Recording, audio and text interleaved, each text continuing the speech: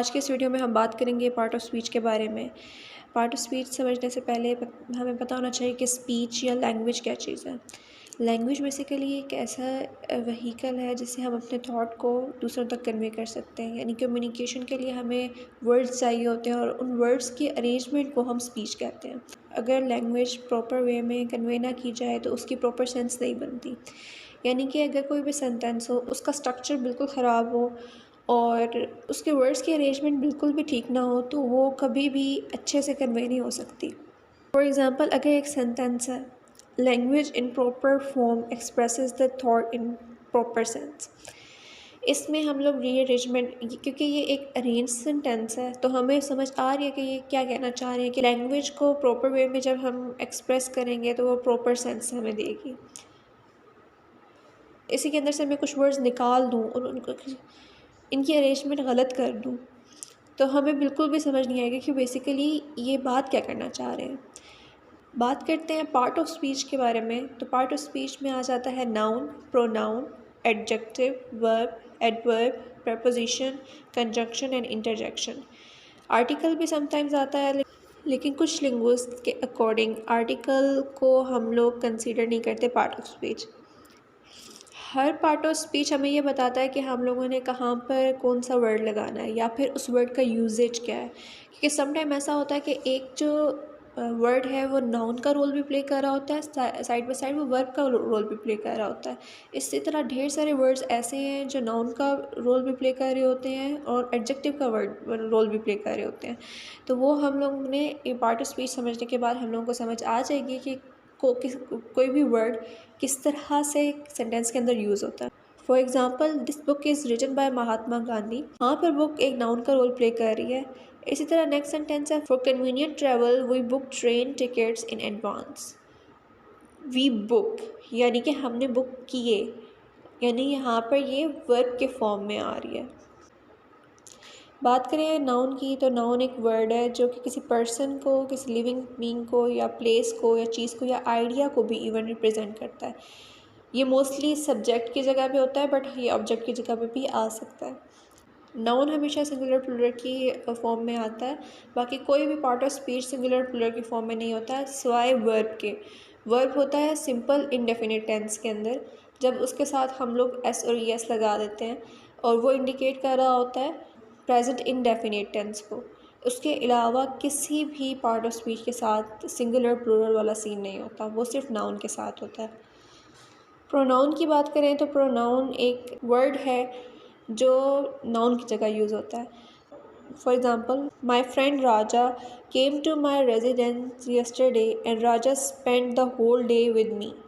इसमें दोनों बार राजा का वर्ड यूज़ हुआ है as a noun, not pronoun. Next sentence में अगर हम देखें तो यहाँ पर लिखा हुआ है, my friend Raja came to my residence yesterday and he spend the whole day with me. अब यहाँ राजा की जगह ही का वर्ड यूज़ हुआ है क्योंकि सेंटेंस स्ट्रक्चर और पैराग्राफ की ब्यूटी को कंटिन्यू रखने के लिए राइटर्स प्रोनाउन का वर्ड यूज़ करते हैं। फॉर एग्ज़ाम्पल, अगर कोई भी वर्ड हो, हम बार बार ये नहीं कहेंगे कि राजा गया, राजा ने ये काम किया, राजा ये हुआ या राजा ने खाना खाया, ठीक है। उसकी जगह हम लोग उसके कोई अल्टरनेटिव ढूंढेंगे, उस अल्टरनेटिव को हम लोग कहते हैं प्रोनाउन। तो अब सेंटेंसेस किस तरह से हो जाएंगे कि राजा वहाँ गया, उसने खाना खाया, वो खेलने गया। तो इस तरह के जो हम लोग उसकी जगह, राजा की जगह जो न्यू वर्ड्स यूज़ कर रहे हैं उसको हम लोग प्रोनाउन कह देंगे। बात करें एडजेक्टिव की तो एडजेक्टिव क्वालिफाई करता है नाउन को या प्रोनाउन को। जिस तरह से पीकॉक इज़ ब्यूटीफुल बर्ड, ठीक है, यहाँ पर ब्यूटीफुल यानी क्वालिफाई कर रहा है, मॉडिफाई कर रहा है, उसकी क्वालिटी बयान कर रहा है। या आई हैव 3 ब्रदर्स, तो ये ब्रदर्स की क्वालिटी बयान कर रहा है कि वो 3 ब्रदर्स हैं। इस तरह और एग्जांपल्स हम देख लेते हैं। Gold is a costly metal, यानी कि गोल्ड बहुत ज़्यादा कॉस्ट करता है, यानी गोल्ड जो है बहुत एक्सपेंसिव है, यानी गोल्ड की क्वालिटी यहाँ पर बयान की है। Intercity express is a fast train, अब यहाँ पर उस ट्रेन की क्वालिटी बयान की गई है कि वो बहुत ज़्यादा फास्ट है। He is a handsome actor, यहाँ पर भी उसने एक्टर की क्वालिटी बयान की है, यानी उसकी क्वालिटी बयान की है। यहाँ पर देखें आप, यहाँ पर प्रोनाउन की क्वालिटी बयान की गई है।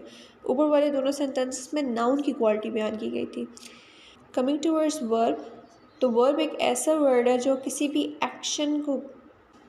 एक्शन स्पेसिफिकली किसी नाउन या प्रोनाउन ने कोई भी एक्शन किया है, हम उसको वर्ब कहेंगे।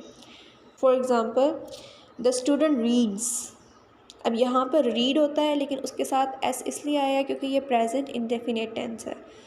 इसी तरह the dog barks, the student is brilliant.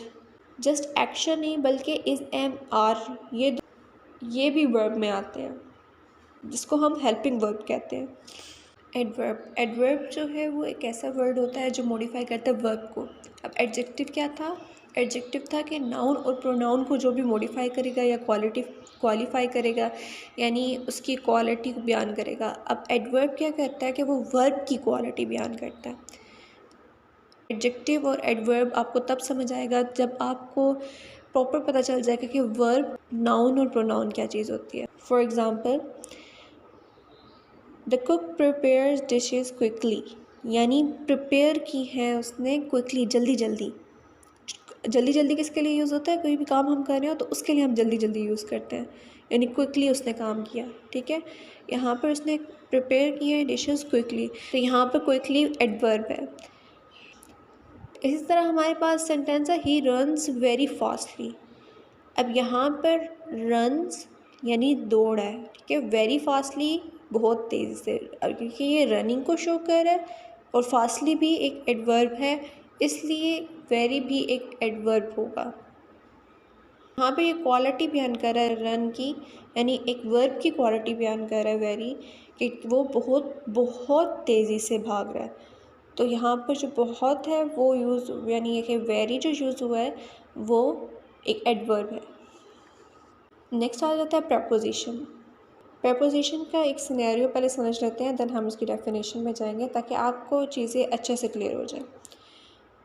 जिस तरह कि यहाँ पर एक सेंटेंस देखिए, I want purchase new clothes my entire family the coming Sunday. यहाँ आपको कोई सेंस नहीं लग रही सेंटेंस की, ऐसे लग रहा है कुछ ना कुछ सेंटेंस के अंदर मिसिंग है। तो उस मिसिंग को पूरा करने के लिए जो हम चीज़ें यूज़ करेंगे उसको हम प्रपोजिशन कहते हैं। जिस तरह से, I want to purchase new clothes for my entire family on the coming Sunday. अब ये सेंटेंस पूरा सेंस दे रहा है क्योंकि हम लोगों ने दो वर्ड ऐड कर लिए हैं, छोटी छोटी डिटेल्स ऐड की हैं जो कि एक सेंटेंस को कंप्लीट बनाती हैं। अब आ जाते हैं प्रपोजिशन की डेफिनेशन की तरफ।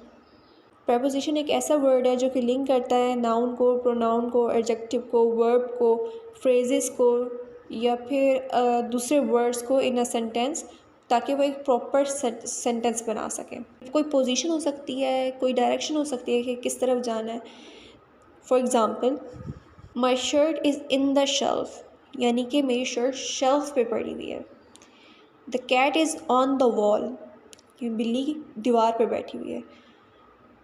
The workers take rest beneath the tree, यानी वर्कर्स ने रेस्ट लिया दरख्त के नीचे। I am fond of sweets, मुझे स्वीट्स पसंद है। कुछ वर्ब्स ऐसी होती हैं जिसके लिए प्रपोजिशन मस्ट होता है, जिस तरह के fond of. I am fond sweets कभी भी नहीं आएगा, आई एम फॉन्ड ऑफ स्वीट्स यानी मुझे स्वीट्स खाने का शौक़ है। इसी तरह आई ट्रैवल बस, ऐसा नहीं होगा, आई ट्रैवल बाय बस, यानी मैंने बस के ज़रिए ट्रैवल किया। नेक्स्ट हमारे पास है कंजंक्शन। कंजंक्शन एक ऐसा वर्ड होता है जो कि ज्वाइन करता है सेंटेंसेस को, वर्ड्स को, फ्रेजेस को या क्लॉज को, यानी ये कनेक्शन का काम करता है। For example, my former colleague came to our office yesterday and we had lunch together, यानी अगर हम यहाँ पर देखें वी हैड लंच टुगेदर, ये सेपरेट सेंटेंस बन रहा है। My former colleague came to our office yesterday, ये एक अलग सेंटेंस बन रहा है। बट इन दोनों सेंटेंसेस को मिलाने के लिए एंड का वर्ड यूज़ कर दिया है और इसको एक कंप्लीट सेंटेंस बना दिया। तो यहाँ पर एंड एक कंजंक्शन का रोल प्ले कर रहा है। इसी तरह हम और एग्जांपल्स देख लेते हैं। He is rich but not happy. But you can use an ink pen or a ballpoint pen. I have not seen the film nor have an interest to see the film. इसमें nor एक conjunction है. The car is costly yet it is more comfortable. Yet एक conjunction है. Next हमारे पास है interjection. Interjection ऐसे words होते हैं जो हमारे मुंह से ऑटोमेटिकली निकल आते हैं टू एक्सप्रेस आवर फीलिंग और emotion. For example, oh what a beautiful garden.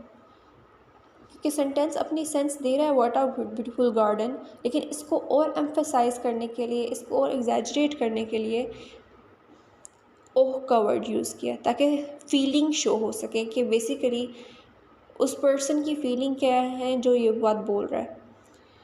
Alas we have lost our friend in the accident. अब यहाँ पर अलास एक सोरोनेस को शो कर रहा है, यानी कि उसकी इमोशन सोरो हैं क्योंकि उसने अपने फ्रेंड को लॉस कर दिया. Hey you have purchase a new car. है यहाँ पर इंटरजेक्शन शो कर रहा है, यानी कि उसको खुशी हुई है कि उसने एक न्यू कार ली है. आई होप आपको सारे पार्ट ऑफ स्पीच समझ आ गए होंगे.